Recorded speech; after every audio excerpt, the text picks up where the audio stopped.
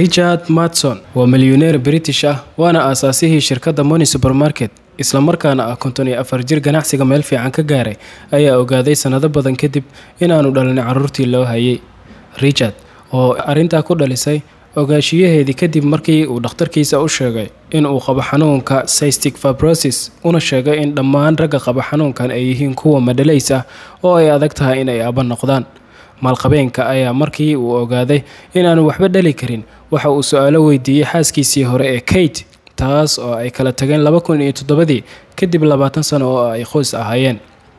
waxa ay u sheegtay in saddexda canug ee kala ah Aid, Joel iyo William uu isagu dhalay balse waxa taa beeniyay baaritaan DNA oo ilmaha lagu sameeyay.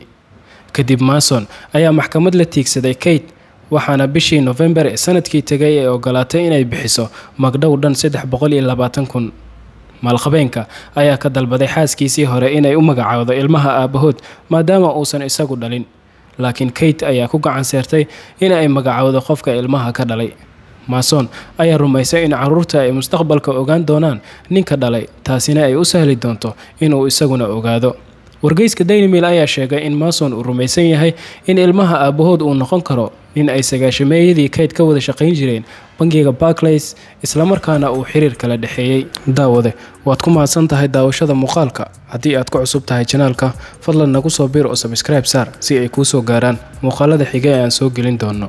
mahadsanid.